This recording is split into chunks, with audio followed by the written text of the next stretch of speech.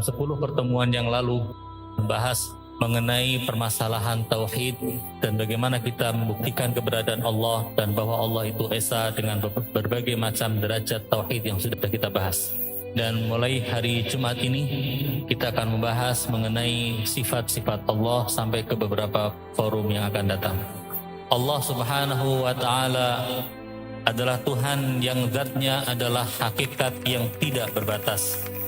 Tidak ada yang menandingi dan tidak ada sekutu baginya. Karena itu manusia tidak akan pernah bisa mengenal hakikat Allah Subhanahu wa Ta'ala. Hanya bisa mempelajari sifat-sifat yang dimiliki oleh Allah lewat sifat-sifat jamal Allah atau sifat-sifat subutiyah yang kita nisbatkan kepada Allah, atau sifat jalaliyah yaitu sifat-sifat negatif yang kita jauhkan dari Allah Subhanahu wa Ta'ala. Untuk bisa mengenal sifat jalal maupun sifat jamalnya Allah Subhanahu wa Ta'ala, ada 2 jalan yang bisa kita tempuh. Jalan pertama adalah jalan menggunakan akal, dan jalan kedua adalah jalan menggunakan wahyu. Yang jalan yang pertama untuk mengenal sifat-sifat Allah adalah melalui jalan akal, yakni hendaknya kita mempelajari alam penciptaan yang ada di hadapan kita. Betapa banyak rahasia-rahasia alam dan betapa menakjubkan alam yang telah tercipta ini, yang menunjukkan bahwasanya alam ada penciptanya dan penciptanya tidak mungkin kecuali zat yang memiliki ilmu dan kemampuan yang tak terbatas. Kalau seseorang menelaah alam semesta ini, maka dia akan terheran-heran menyaksikan keagungan dan rahasia-rahasia yang sebagian besarnya belum pernah terjamah oleh manusia. Allah Subhanahu wa Ta'ala berfirman, "Qul inzuru madza fis samawati wal ard." Di dalam surat Yunus ayat 101 Allah berfirman, "Katakanlah, lihatlah apa yang ada di langit dan di bumi." Perintah untuk menyaksikan dan melihat apa yang ada di langit dan di bumi menandakan bahwa ada keajaiban-keajaiban yang Allah tetapkan dan Allah ciptakan di langit dan di bumi ini. Jalan kedua untuk mengenal sifat-sifat Allah adalah melalui wahyu.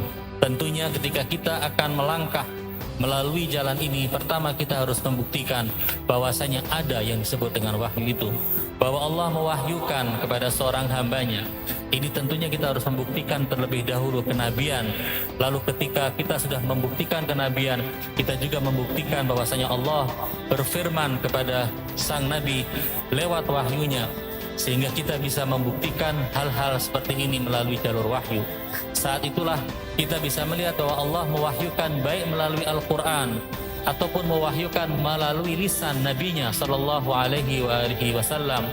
Itulah yang disebut dengan wahyu, dan kita bisa mendapatkan bahwa Al-Quranul Karim telah menyebutkan 130 nama dan sifat untuk Allah Subhanahu wa Ta'ala. Dari sekian banyak ayat-ayat suci Al-Quran yang menjelaskan tentang nama atau sifat Allah Subhanahu wa Ta'ala, kita ambil sebagai contohnya yang ada di dalam surat Al-Hasyr.